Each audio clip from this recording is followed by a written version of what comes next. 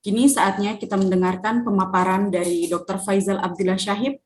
Namun sebelumnya izinkan saya untuk membacakan CV singkat materi kita. Dr. Faizal Abdillah Syahib lahir di Surabaya pada tanggal 18 September 1977. Beliau merupakan lulusan dari Fakultas Kedokteran Universitas Hasanuddin tahun 1996. Beliau juga merupakan alumni daurah 40 hari menghafal Al-Quran di Omdurman, Sudan pada tahun 2013. Saat ini aktivitas beliau sebagai Direktur Al-Quran Memorization Training dan juga pembimbing daurah 40 hari menghafal Al-Quran AMT, insyaallah ya. Selanjutnya, kami persilahkan kepada pemateri Dr. Faizal Abdillah Syahib untuk menyampaikan materinya. Dipersilahkan, Dokter. Tes mic, bagus suara? Bagus, Dokter. Baik. Bismillahirrahmanirrahim. Assalamualaikum warahmatullahi wabarakatuh. Innal hamdalillah nahmaduhu wa nasta'inuhu wa nastaghfiruh wa na'udzu billahi min shururi anfusina wa min sayyiati a'malina may yahdihillahu fala mudilla lahu wa may yudlil fala hadiyalah wa asyhadu an la ilaha illallah wahdahu la syarika lah wa asyhadu anna Muhammadan 'abduhu wa rasuluh. Allahumma shalli wa sallim wa barik ala nabiyyina Muhammadin wa ala alihi wa ashabihi ajma'in. Amma ba'd. Para hadirin, teman sejawat, juga adik-adik mahasiswa peserta daurah Ramadan yang insyaallah sama-sama dimuliakan Allah Subhanahu wa taala. Alhamdulillah pada pagi hari ini kita bisa berjumpa kembali ya. Alhamdulillah tahun lalu kita sudah rutin adakan, tahun ini lagi kami diamanahkan untuk membawakan materi lagi. Para hadirin jamaah yang memuliakan, untuk materi pagi hari ini diamanahkan untuk dibawakan tentang masalah salimul akidah ya, salimul akidah, tentang akidah ya. Ini adalah materi yang sangat urgen, yang mungkin banyak di antara dai ya, para ustadz yang kemudian sudah tidak lagi membicarakan materi ini. Namun sekali lagi ini materi yang fundamental ya, materi yang fundamental, materi yang sangat prinsip, yang wajib bagi setiap muslim dan muslimah untuk kemudian memahaminya. Ya, ini fardhu ain bagi setiap di antara kita ya. Ini masalah keyakinan, masalah akidah ya. Para hadirin Allah muliakan ya, sebelum ya kita bahas lebih jauh tentang masalah akidah ini dengan apa urgensinya, kemudian pembagian tauhid, kita akan share ya nih apa namanya materinya ya. Akidah ini kita akan bahas ya secara pengertian secara bahasa atau etimologi, kemudian pengertian secara istilah atau terminologi. Ya, akidah ini kalau diambil dari secara bahasa itu berasal dari beberapa kata ya. Jadi ada beberapa kata yang yang memaknai makna akidah ini. Jadi ada 3, ada 4 ya, atau ya ada 4 ya. Yang pertama dia bermakna al-aqdu ya, al-aqdu. Ini secara bahasa artinya ikatan ya, al-aqdu artinya ikatan. Bisa juga bermakna at-tautsiq. At-tautsiq artinya kepercayaan atau keyakinan yang kuat. Jadi al-aqdu itu ikatan, at-tautsiq kepercayaan atau keyakinan yang kuat. Kemudian al-ihkam mengokohkan ya, atau menetapkan. Dan yang terakhir ar-rabtu biquwah, mengikat dengan kuat. Jadi ini ada 4 pengertian akidah secara bahasa ya, ikatan, kepercayaan, keyakinan, menetapkan, atau ikatan yang mengikat dengan kuat. Ini sumbernya dari Kamus Bahasa Arab ya, Lisanul Arab kemudian Mujma' Wasit ya. Ini buku yang kalau kita mau mencari apa bahasa Arabnya yaitu di sini dua kitab ini ya. Seperti itu. Nah, ini pengertian akidah secara bahasa. Nah, adapun secara istilah ya, atau secara ilmu syar'i atau secara terminologi ya, maka akidah adalah sebuah ketetapan atau aksioma yang tidak menerima adanya keraguan sedikit pun ya, yang tidak menerima adanya keraguan sedikit pun bagi yang meyakininya. Dan akidah itu menerima pendapat akal dan logika. Jadi kita tidak menafikan yang namanya akal manusia atau logika. Ya. Sementara yang dimaksud akidah dalam agama adalah apa yang dimaksud dengan keyakinan selain perbuatan. Ya, jadi apa yang dimaksud dengan keyakinan selain perbuatan seperti keyakinan terhadap wujudnya Allah. Ya. Kemudian keyakinan tentang diutusnya Rasul. Akidah sebagaimana biasa terdiri dari beberapa rukun yang mendasari agama kita. Ya, ibarat apa namanya? Ya, bangunannya pondasi itu ada rukun-rukunnya, ada tiang-tiangnya. Ya. Jika hilang salah satu dari rukun itu, dari tiang itu, maka akan rusak keimanan kita. Ya, ibarat rumah ya, rumah itu kan pasti ada tiang-tiangnya, itulah rukunnya. Itulah akidah. Ya, ini untuk memudahkan pemahaman kita. Kalau sebuah tiang itu kemudian roboh, ya, entah karena gempa atau karena apa, ya, roboh salah satu tiangnya, maka rumah itu akan ambruk, ya, akan hancur. Ya, sama dengan iman, akidah ini, dia ibarat rukun-rukunnya. Ya, kalau ada salah satu di antara rukunnya itu kemudian tidak ada, maka akan rusak keimanan kita, atau rusak akidah kita. Jadi intinya adalah yang dimaksud dengan kata akidah adalah ya usuluddin dan rukun iman itu sendiri. Ya, rukun iman yang kita ketahui bersama. Nah, ini kesimpulannya. Jadi akidah itu adalah sebuah keyakinan ya yang sangat kokoh terhadap sesuatu yang tidak ada keraguan sedikit pun di dalamnya. Nah, ini ada orang yang yakin ya. Dia yakin apa namanya dengan kepercayaannya, tapi dia masih ragu. Ya, tapi kalau akidah ini tidak, dia yakin terhadap sesuatu ya yang diyakini itu dan tidak ada sedikit pun keraguan di dalamnya.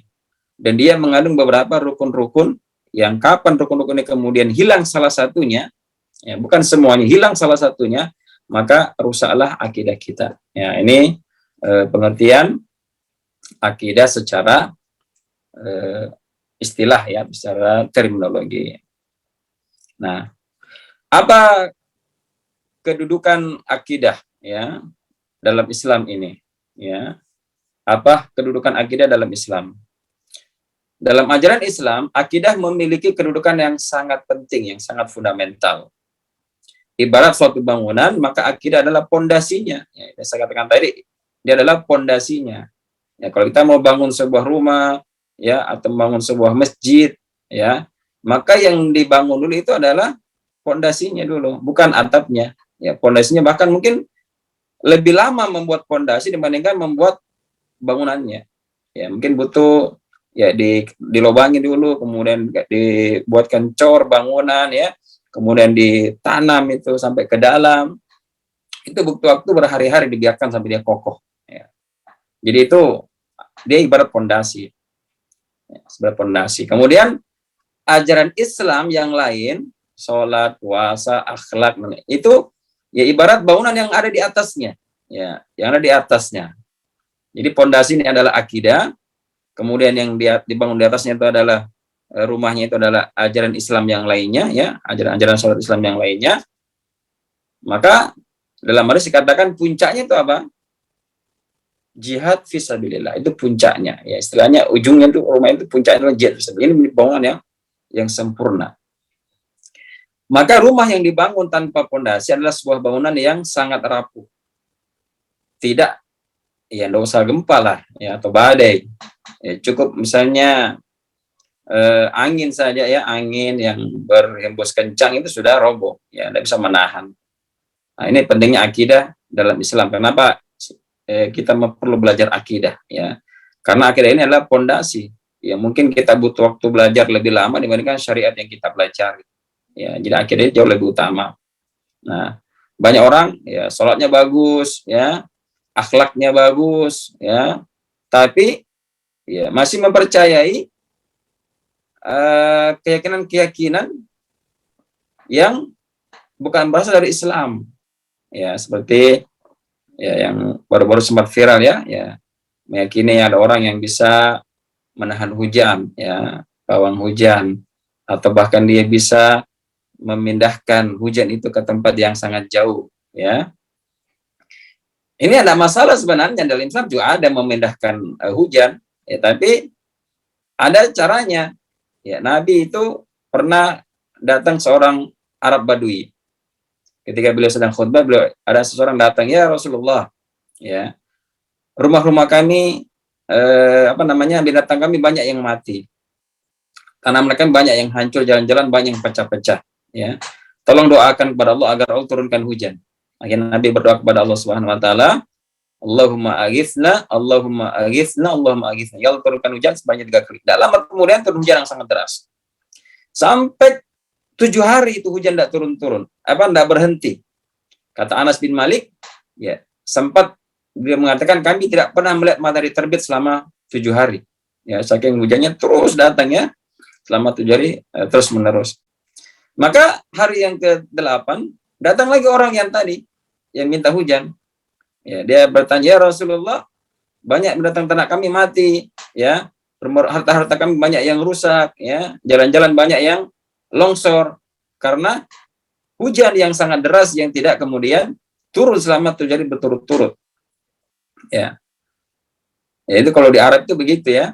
Mereka itu tidak terbiasa dengan hujan. Kalau dengan musim panas itu sangat terbiasa. Saya pernah di Sudan selama setahun itu, ya. Itu kalau hujan, jangankan 7 hari, beberapa jam saja itu sudah banjir di mana-mana. Kenapa? Karena tidak ada saluran drainasenya. Mereka terbiasa dengan daerah panas, ya, daerah panas. Jadi tidak terbiasa dengan curah hujan yang sangat tinggi. Mereka tidak siap dengan drainase, selokan-selokan itu tidak ada. Akhirnya banjir di mana-mana. Nah, ini terjadi di zaman Nabi. Ya, ketika turun hujan selama 7 hari berturut-turut sampai matahari tidak kelihatan pada saat itu, datang orang minta, ya Rasulullah, ya, tolong doakan kepada agar hujan ini dihentikan. Ya. Nah, inilah di sini bagaimana caranya Nabi kemudian memindahkan hujan itu. Bila kemudian membaca sebuah doa, ya, sebuah doa, yang doa ini mungkin masih banyak yang kita belum tahu, yang kita tahu mungkin doa, ya Allahumma sayyiban nafi'an. Ya, kalau ada turun hujan, Allahumma sayyiban nafi'an, turunkan kepada kami hujan yang bermanfaat. Tapi gimana kalau hujan turun deras, ya? Turun hujan yang deras, kemudian lebat sampai berhari-hari, ya, yang dikhawatirkan bisa menimbulkan mudarat, ya, banjir, kemudian longsor dan lain sebagainya, maka inilah doa yang perlu kita hafal. Nabi kemudian berdoa kepada Allah, beliau mengatakan, Allahumma hawalaina wala alaina. Ya Allah, turunkan hujan di sekitar kami, jangan kepada kami. Ya. Artinya pindahkan hujan itu di sekitar kami, bukan jatuh tepat di atas kami. Apa itu? Allahumma alal akam, wal jibal, wal dirab, wa butunil audiyah, wa manabitis syajar. Ada 5. Nabi minta kepada Allah agar hujan ini dipindahkan ke 5 ini. Apa itu? Ya Allah, turunkan hujan di atas gunung-gunung. Ya, pegunungan, ya. Di atas bukit-bukit. Kemudian lembah. Kemudian danau, ya, butunil audiyah, ya, lembah-lembah, danau-danau, ya, sungai-sungai. Wa manabitis syajar, dan tempat tumbuhnya tanaman. Nah, ini hujan kalau turun di tempat yang 5 ini bermanfaat memang, ya, untuk tanaman, untuk hutan, ya, untuk air, untuk binatang ternak di situ. Nah, jadi Nabi meminta dipindahkan ke situ. Akhirnya setelah Nabi berdoa, hujan itu kemudian berhenti dan pindah ke tempat-tempat yang disebutkan tadi. Nah, jadi perlu kita baca doa ini kalau misalnya hujan sangat lebat, ya, ada angin, bahkan mungkin sudah rawan terjadinya banjir. Kita baca doa ini. Apa bedanya dengan pawang hujan? Ya, kan sama-sama memindahkan. Kalau pawang jelas, ya, berdasarkan pengakuan pelakunya, dia mengatakan ya ada ritual-ritual khusus, ya, ada ritual khusus yang mana ritual ini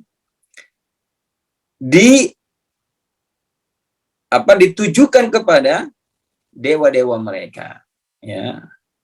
Dewa itu artinya ya kalau kita itu jin, ya, jin-jin yang memang banyak berkeliaran yang menyesatkan manusia.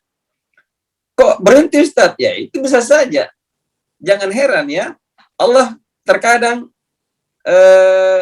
kabulkan yang dia minta itu. Ini sebagai ujian buat kita.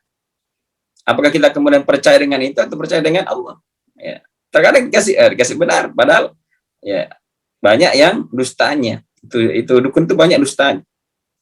Ya, dia mencuri berita dari langit, jinnya itu disampaikan ke bawah, ya, mencuri berita dari di langit ya sampai ke bawah turun kepada tuannya, kepada dukun itu. Itulah kerjanya paranormal, ya. Ini istilah kerennya paranormal, ya, atau dukun, ya. Itu ada ritual, pasti ada ritual khususnya. Apapun yang kita tanya kepada mereka pasti ada ritual khususnya. Jadi hati-hati. Nah, ini namanya penyimpangan akidah, ya. Jadi kita tidak boleh ada sedikit pun mempercayai itu, ya. Jangan, itu jelas-jelas penyimpangan akidah, karena nanti kita akan bahas ya, ada di macam-macam tauhid nanti itu. Ya, intinya adalah akidah adalah keyakinan yang kokoh terhadap sesuatu tanpa ada keraguan sedikit pun, dan dia memiliki rukun-rukun, dan rukun itu tidak boleh kemudian hilang salah satunya. Kapan hilang salah satunya, maka akidah kita akan hancur atau akan rontok, ya. Jamaah yang Allah muliakan, ya. Itu pengertian apa kedudukan akidah dalam Islam, sangat-sangat penting sekali, ya. Nah, kemudian kita masuk pada ruang lingkup akidah, ya. Apa ruang lingkup akidah? Ada 4 ya menjadi ruang lingkup akidah. Yang pertama ilahiyat, ya, ilah dari kata ilah, ya, artinya sesembahan. Maksudnya adalah ilahiyat artinya yang berkaitan dengan ketuhanan, ya, ilah. Termasuk dalamnya adalah tentang wujud Allah. Bagaimana wujudnya Allah. Kemudian perbuatan-perbuatan Allah, ya. Kemudian nama dan sifat-sifat Allah. Ini nanti masuk dalam pembahasan tentang tauhid, ya, tentang tauhid. Jadi itu satu. Yang kedua, nubuwat. Ya, nubuwat artinya yang berkaitan dengan risalah, ya, atau utusan Allah Subhanahu wa taala, ya, termasuk tentang keimanan kepada para nabi, ya, nabi dan rasul, kemudian termasuk tentang mukjizat kenabian. Ini tentu kita harus meyakini ini bagian daripada akidah. Kalau misalnya Nabi pernah membelah bulan, ya, sampai ketika ada orang yang singgah ke bulan itu melihat ada semacam garis, ya, yang membelah bulan. Itu Nabi sudah sebutkan, itu diantara mukjizat Rasulullah membelah Al-Qamar. Dalam surah Al-Qamar itu ada. Atau mukjizat yang lainnya, ya, Nabi dan Rasul yang lainnya. Ini harus kita yakini, ya, karena Nabi itu memang diantara kelebihannya, kekhususannya adalah diberikan mukjizat. Apa tujuannya mukjizat itu? Untuk menguatkan dakwah mereka, ya, untuk menguatkan dakwah mereka dan melemahkan, ya, dakwah yang musyrik, kaum musyrikin. Itu diantara tujuan adanya mukjizat, ya, dikata ijaz, ya, melemahkan, ya. Ruang lingkup yang ketiga adalah ruhaniyat, ya, ruhaniyat, ruh, ya, dari kata ruh. Artinya akidah yang berkaitan dengan hal-hal yang sifatnya gaib, yang kasat mata, ya, gaib, seperti adanya malaikat, adanya jin, ya, iblis, syaitan. Ini satu macam, ya, jin, iblis, syaitan itu satu macam, ya.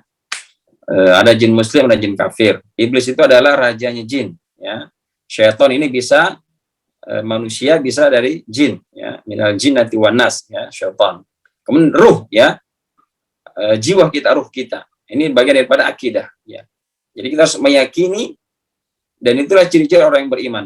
Dalam surah Al-Baqarah disebutkan alif lam mim, dzalikal kitabu la raiba fihi hudal lil muttaqin alladzina yu'minuna bil ghaibi. Ya, jadi ciri-ciri orang beriman adalah yang beriman pada hal-hal yang gaib.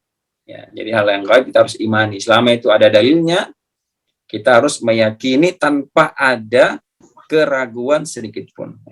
Tanpa ada keraguan sedikit pun. Karena jelas nasnya, dalilnya jelas. Kita harus yakin hal tersebut. Ya. Kemudian sam'iyat. Ya, sam'iyat dari kata-kata pendengaran, sami. Apa itu? Yang berkaitan dengan alam gaib juga. Ya, tapi sifatnya kayak surga dan neraka, pahala dan dosa, adanya alam kubur, adanya alam akhirat, ya. Nah, ini harus kita yakini, ya, tentang misalnya siksa kubur. Ya, ada sebagian sekte, ya, sebagian aliran itu tidak meyakini adab kubur. Ya. Memang kita tidak bisa buktikan, ya. Tapi kalau mau buktikan, ya mati dulu baru ada buktinya. Tapi ada beberapa video yang ini kisah nyata, ya, di Saudi Arabia. Ada seorang pemuda, saya ada videonya, seorang pemuda. Ini pemuda, ya, itu hidupnya selalu berfoya-foya.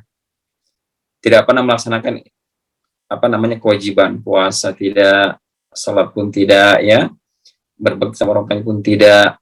Ketika anak ini kemudian meninggal dunia, maka dikuburkanlah anak itu. Kemudian beberapa saat kemudian ada yang ketinggalan kunci rumah atau kunci ketinggalan di dalam kubur itu. Akhirnya digali lagi kuburannya. Itu tidak lama, mungkin sekitar setengah jam, ya. Setelah dia pulang ternyata ada ketinggalan, terjatuh di dalam kubur anak tadi itu. Akhirnya digali lagi kuburannya. Pas digali itu diperlihatkan wajahnya, dibukakan kafannya itu, ya, wajahnya itu bonyok, ya, kayak yang tadi malam, ya, bonyok itu. Tapi itu hancur, ya, pipinya itu hancur. Kemudian ada bekas hitam, ya, rambutnya jadi putih. Tadinya pemuda jadi putih rambutnya. Kemudian mukanya itu kayak ada bekas hantaman, ya, itu masuk ke dalam tulangnya itu. Kemudian keluar darah di mulut dan hidungnya. Kaget ini ketika ditanya kenapa terjadi sama anak ini, apa yang dia lakukan selama hidupnya. Ini diceritakan sama orang tuanya. Bagaimana selama hidupnya dia, ya, tidak pernah sholat, tidak pernah puasa, bahkan berfoya-foya, senang-senang dan lain sebagainya. Akhirnya, baru ini salah satu bukti saja adanya alam kubur, adanya siksa kubur. Ya, itu ada, harus kita yakini. Nah, inilah orang lingkup akidah. Nah, kita sebagai seorang muslim, ini akidah kita, ya, harus kita yakini, ya, dengan keyakinan yang kokoh dan tanpa ada sedikit pun keraguan, ya. Surga dan neraka kita yakini, adanya pahala, adanya dosa, kita harus yakini semua itu. Karena ciri-ciri orang-orang yang beriman yang disebutkan dalam Al-Qur'an. Baik, kita pindah ke masalah tauhid, ya.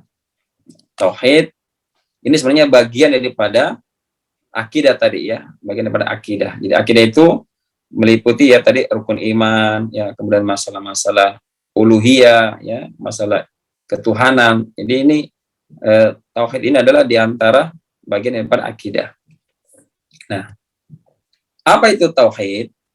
Ya, tauhid itu kalau dari bahasa Arabnya artinya tunggal, ya. Wahada yuwahidu tauhidan artinya menjadikan sesuatu itu satu, ya, menjadikan sesuatu itu adalah satu, mengesahkan sesuatu atau tunggal.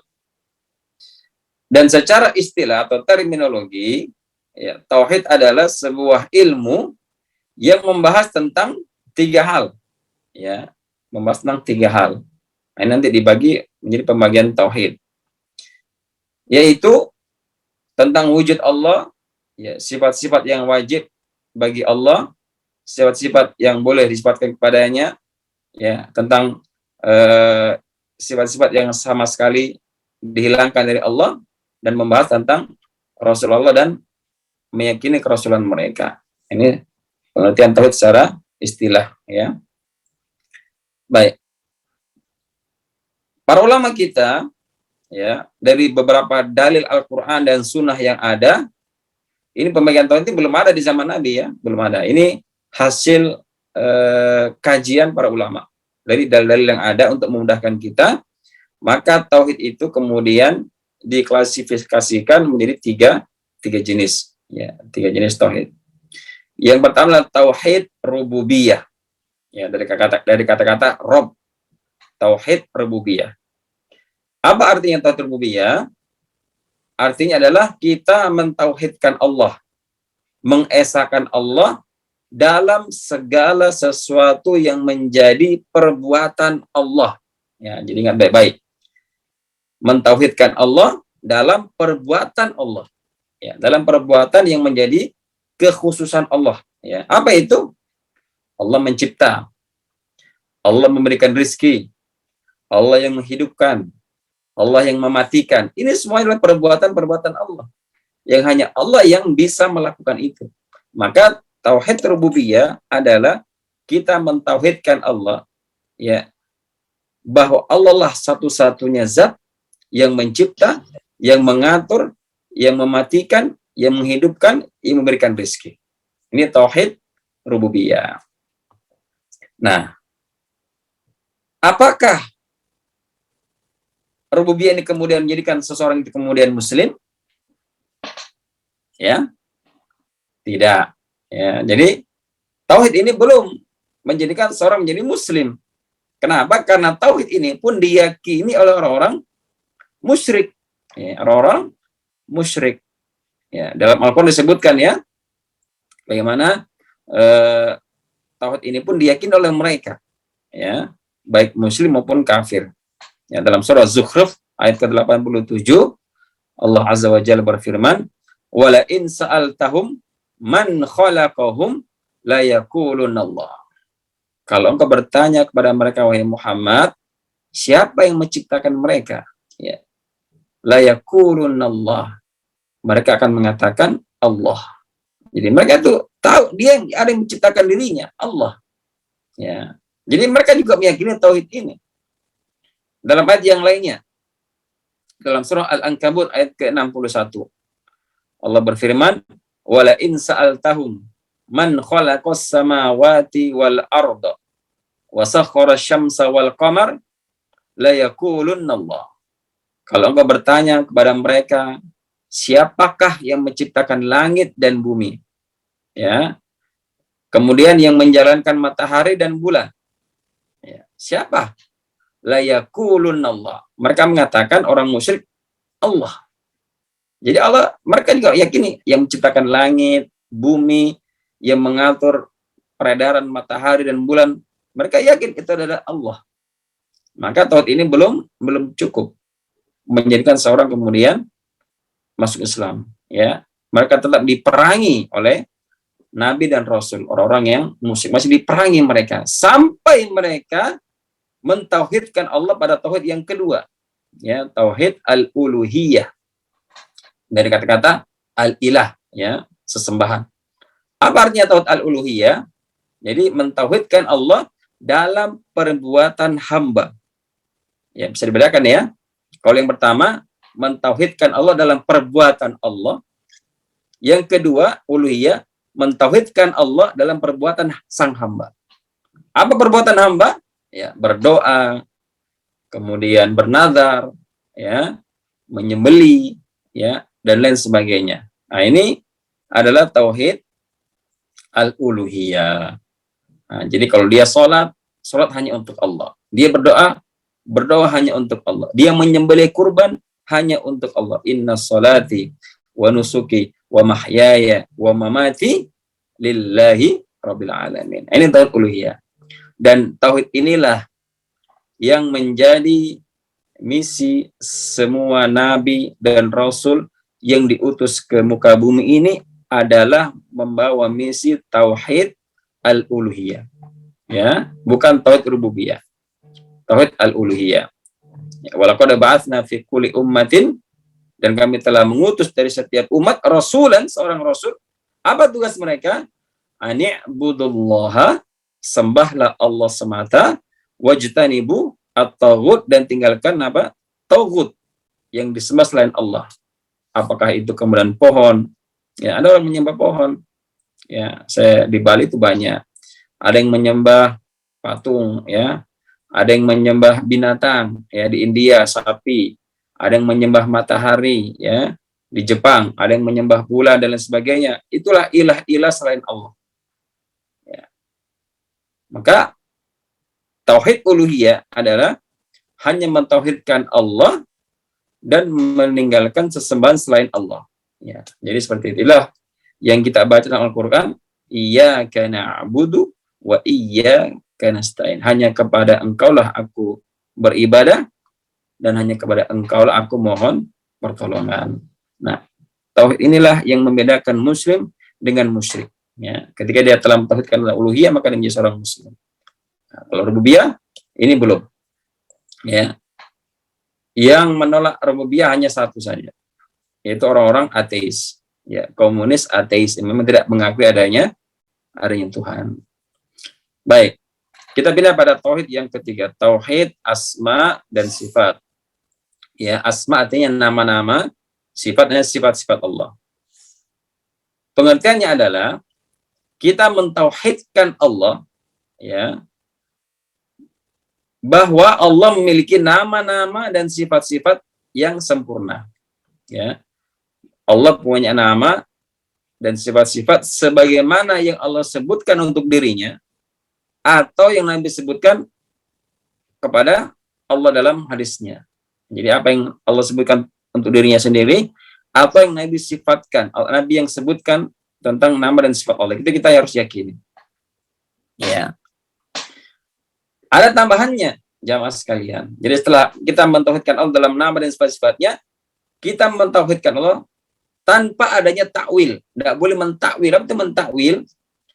Memalingkan namanya, ya, merubah maknanya dari yang makna yang sebenarnya. Contohnya apa? Misalnya Allah punya tangan, ya, jelas yad itu artinya tangan dalam bahasa Arab. Tapi ada orang ini mentakwil, ya, menjadi kekuasaan. Ya. Ini tidak boleh. Tangan ya tangan. Tidak bisa kita kasih kekuasaan. Itu namanya kita mentakwil. Tidak boleh dalam tauhid asma wa sifat kita mentakwil nama dan sifat Allah, tidak boleh. Apa yang disebutkan tangan, kaki. Ya. Tidak boleh kita takwil dengan arti yang lainnya yang tidak ada dalilnya. Ini namanya takwil, ya. Kemudian tidak boleh tafwid. Ya. Tafwid itu menyerahkan makna kepada Allah, tidak menetapkan dan tidak menolak. Dia bilang, ya serahkan kepada Allah.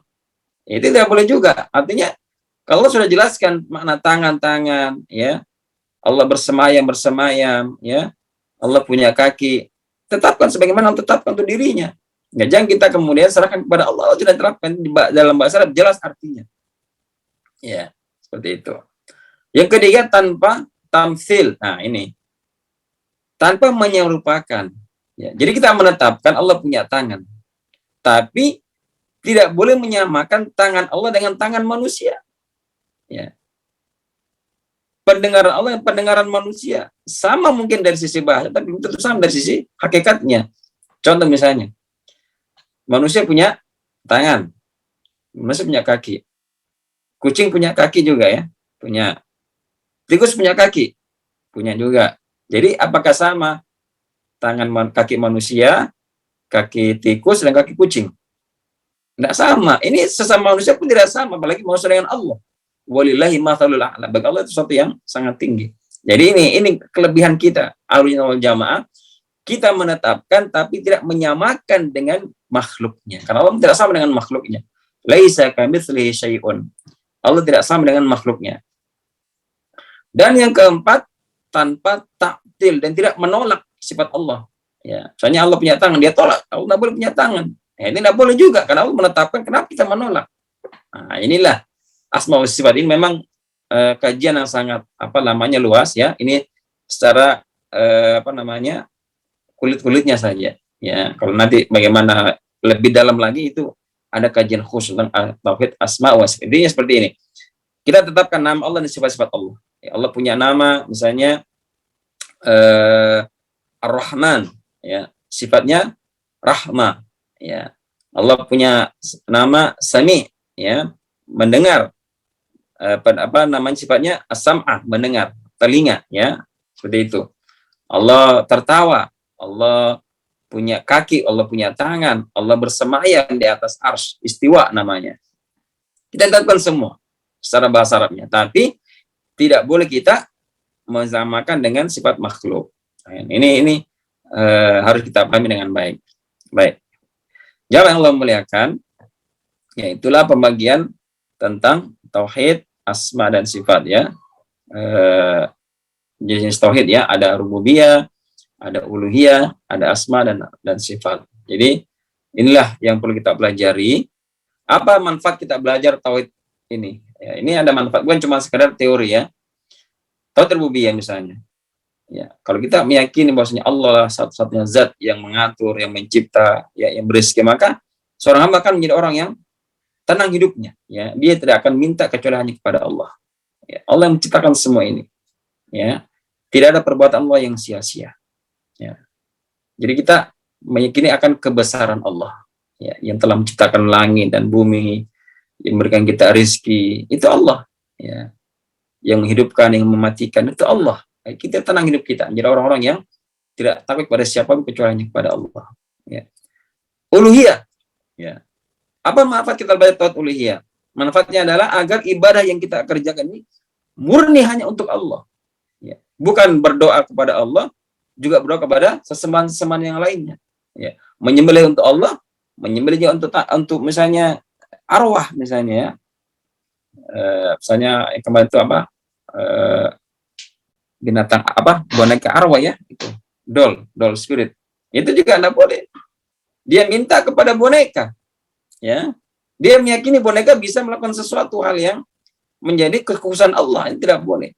Itu juga merupakan pintu menuju kesyirikan, ya. Sekarang banyak sekali, ya, apa namanya, praktek kesyirikan, tapi dibungkus sesuatu yang seakan-akan keren gitu, ya. Spirit idol, ya. Kalau kita di jelangkung dulu sudah ada, ya, jelangkung sama dengan spirit idol, ya, cuman beda saja namanya diganti, ya. Tapi intinya sama, ya. Di situ ada jin yang kita minta pertolongan kepada jin dia, ya, di dalam boneka itu tidak boleh. Nah, inilah tauhid uluhiyah. Berdoa hanya kepada Allah saja, ya. Menyembelih binatang hanya kepada Allah, jangan, ya, karena ini rumah, ya, rumah angker misalnya, nanti takut diganggu aja dia sembelih. Untuk apa? Untuk jin penghuni rumah. Tidak boleh sama sekali. Harus kepada Allah. Asma wa sifat, apa manfaatnya? Ya, agar kita bisa menjaga diri kita. Misalnya kalau kita tahu Allah As-Sami, ya, Sami, Allah Maha mendengar. Artinya apa? Apapun yang kita ucapkan lisan kita ini, ya, Allah mendengarkan. Ini manfaatnya, ya. Manfaat tauhid ini bukan cuma teori tadi, bagaimana kita praktekkan dalam kehidupan kita. Allah Maha mendengar, artinya apa? Apa yang Anda ucapkan, ya, kalimat-kalimat yang Anda ucapkan itu, ya, mungkin kalimat-kalimat yang jorok dan lain sebagainya, itu Allah dengar. Allah dicatat oleh malaikat-malaikatnya. Allah Maha melihat, ya, basir. Artinya apa? Di tempat yang Anda kemudian sembunyi sekalipun, tidak ada orang yang melihat kita, ya, Allah melihat kita. Ada Allah yang melihat kita. Allah basir, Maha melihat. Artinya kita tidak akan takut untuk berbuat maksiat karena Allah melihat kita. Walaupun kita di kamar, ya, kita di tempat yang sepi sama sekali ada orang, Allah yang melihat kita. Nah, ini manfaatnya. Karena Allah Al-Jabbar, ya, Allah Syafi', Maha menyembuhkan, ya. Kita minta kepada Allah, berdoa dengan nama dan sifatnya. Jadi namanya tawasul, ya, boleh bertawasul dengan nama dan sifat Allah. Sesuatu apa yang kita minta, misalnya kita minta kesembuhan, ya. Allah punya nama Syafi', kita minta, ya Allah, ya Syafi', ya Allah yang Maha penyembuh, sembuhkan aku. Minta apa lagi? Rizki, ya Allah, ya Karim, ya Razak, ya, yang Maha mulia, Maha pemberi rizki, berikan aku rizki. Ini diantara fungsi tauhid itu, kita minta kepada dengan nama-namanya. Ya, kalau manusia saja ini kita sebut-sebut nama seseorang, ya, kita puji-puji dia, ya, dokter fulan, dia akan senang, ya, disebut namanya. apalagi Allah, ya. Kita panggil nama-nama yang indah, ya Rahman, ya Rahim, ya. Kita minta kekuatan, ya Jabbar, ya Qawi, ya Aziz, ya. Kita minta seperti itu.